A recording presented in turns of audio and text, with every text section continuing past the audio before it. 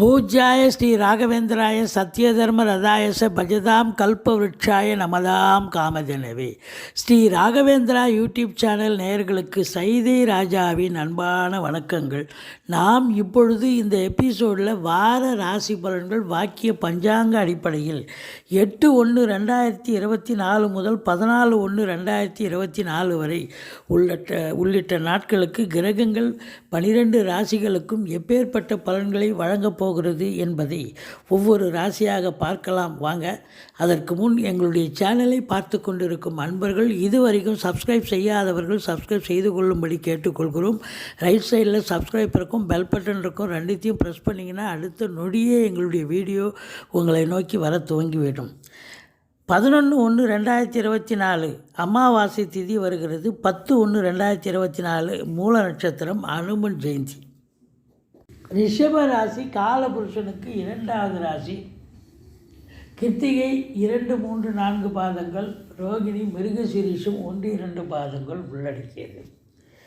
இந்த ரிஷப ராசிக்கு இந்த வார கிரகங்கள் நல்ல பலனை தருமா, ஒரு நிம்மதியான ஒரு வாரமாக, சந்தோஷகரமான ஒரு வாரமாக, இல்லை டென்ஷன் இருக்குமா, தொழில் எப்படி அமையப்போகுது, தொழில் வேலை வருமானம் எப்படி இருக்கும், குடும்பத்தின் நிலை எப்படி பாருங்கள். உங்கள் ராசிநாதன் 7ஆம் இடத்தில் அமர்ந்து ராசியை பார்க்குறார். என்ன சனி பார்வையில் இருக்கார், அதனால் கொஞ்சம் டென்ஷன் இருக்கும், பரபரப்பு இருக்கும், மந்திரி சூட்ட மாதிரி இருப்பீங்க. ஆனாலும் தெளிவான சிந்தனை செயல்கள் இறுதியில் நல்ல முடிவெடுத்து நல்ல சிறப்பாக பணியாற்றுவீர்கள். 2ஆம் இடத்து அதிபதி என்று சொல்லக்கூடிய புத பகவான் 7இல் குரு பார்வை பெற்று 2ஆம் இடத்தை பார்க்கிறார். பொருளாதாரத்தில் ஒரு சுபீட்சமான ஒரு காலகட்டம், குடும்பத்தில் அமைதி, நிம்மதி, சந்தோஷம், குதூகலம், கொடுக்கல் வாங்கல் சிறப்பாக இருக்கும். வாக்கு சாதுரியமுடைய இந்த ரிஷபராசியில் பிறந்த அன்பர்களுக்கு இந்த வாரம் நல்ல ஃப்ளரிஷ் ஆகக்கூடிய ஒரு அமைப்பு ரொம்ப சிறப்பாக இருக்குங்க. 2ஆம் இடம் சிறப்பாக இருக்கும். பண வரவு, பொருள் வரவு அற்புதமாக இருக்கிறது. சரி, இந்த ரிஷபத்தில் பிறந்த அன்பர்களுக்கு தொழில் உத்தியோகம் எப்படி இருக்கும் அப்படின்னா, உங்களுக்கு 10ஆம் இடத்து அதிபதி சனி பகவான் ஆட்சி பெற்றிருக்கிறார், மூல திரிகோணம் பெற்றிருக்கிறார். அப்போது இந்த ரிஷப ராசியில் பிறந்த அன்பர்கள் யாராக இருந்தாலும் சரி, ஏற்கனவே வேலையில் இருக்கிறீங்களா, நல்ல இம்ப்ரூவ்மெண்ட் உண்டு, தொழில் உத்தியோகத்தில் இருந்தாலும் வளர்ச்சி உண்டு. வேலையே இல்லாமல் இருக்காங்க பாருங்கள், ஓராண்டு 7 ஆண்டுகா, அவங்களுக்கெல்லாம் ஏதாவது ஒரு வேலையை கண்டிப்பாக கொடுப்பாரு. ஒன்று அவங்க ஜனனகால தசாபுத்தி அடிப்படையில் அவங்க இப்போ வேலைக்கு போகணுமா இல்லை தொழில் பண்ணணுமா அப்படின்னு பார்த்து அவங்கள கண்டிப்பாக ஒரு தொழிலோ இல்லை உத்தியோகத்துக்கோ அனுப்பி வைப்பார், பிஸியாக்கி விடுவார். வெற்றியாக இருக்க முடியாது. ஏன்னா 10ஆம் இடத்தில் இருக்கும் சனி பகவான் நல்லது செய்ய போகிறார். அது மட்டும் இல்லைங்க, உங்களுக்கு ராகு 11இல் இருக்கிறார். உங்களுக்கு வெளிநாடு போகணும்னு ஒரு அமைப்பு இருக்கும் பட்சத்தில் இந்த காலகட்டத்தில் பயன்படுத்தி கொள்ளுங்கள். வெளிநாடு கண்டிப்பாக போக முடியும். அது உயர்கல்விக்காக இருக்கலாம், உத்தியோகத்துக்காக இருக்கலாம், இல்லை சொந்த தொழிலுக்காக இருக்கலாம். எதற்காக இருந்தாலும் உங்கள் அபிலாஷை நிறைவேறக்கூடிய ஒரு அமைப்பு. அப்போ 11இல் ராகு இருக்க கொடுத்து வைக்கணுங்க, ரொம்ப சிறப்பாக இருக்குது.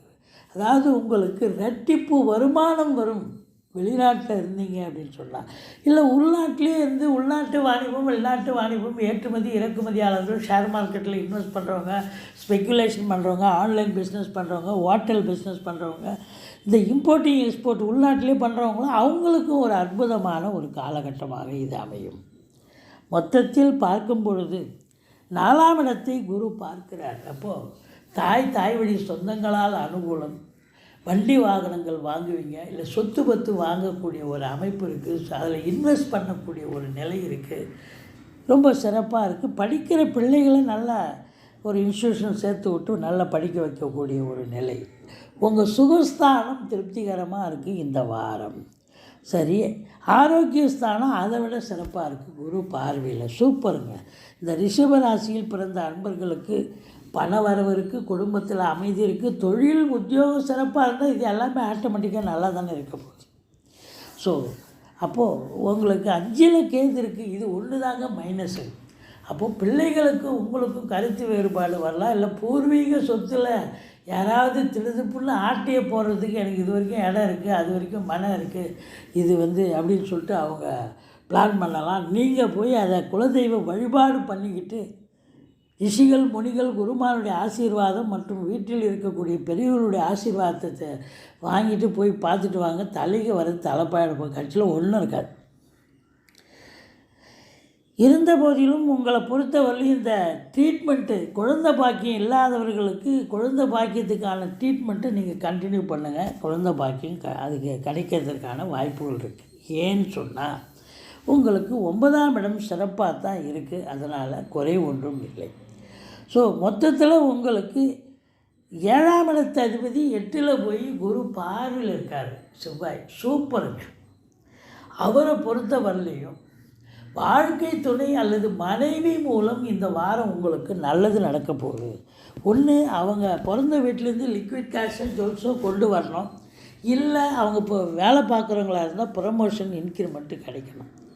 இந்த கலைத்துறையில் பணியாற்றுறாங்க பார்த்திங்களா, சினிமா மற்றும் தொலைக்காட்சி பிரிவில், அதாவது கேமராவுக்கு பின்னால் நின்று இயங்குபவர்கள், கேமரா முன்னாடி நின்று இயங்குபவர்கள், முன்னாடி பின்னாடி, இந்த 2 இந்த கலைஞர்களுக்கு ஒரு பொற்காலம் என்று சொல்லலாம்.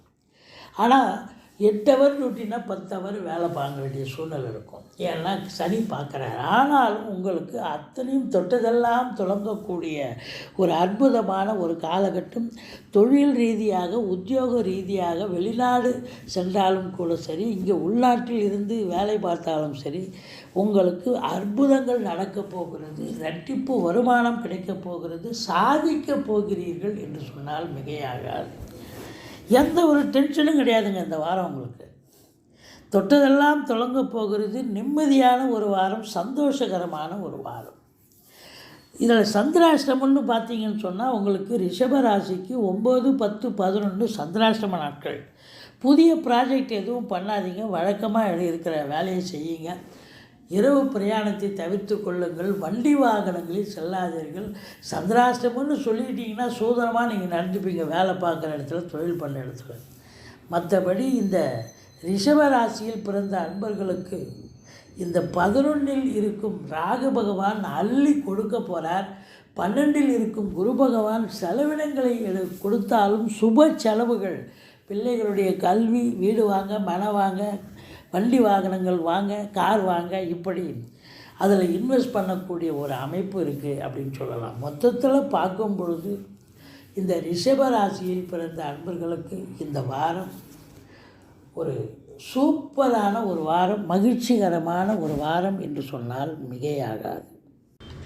எங்களுடைய வீடியோ பிடிச்சிருந்தால் லைக் பண்ணுங்கள், ஷேர் பண்ணுங்கள், சப்ஸ்கிரைப் பண்ணுங்கள். மறக்காமல் சப்ஸ்கிரைப் பண்ணுங்கள். நன்றி. வாழ்க வளமுடன்.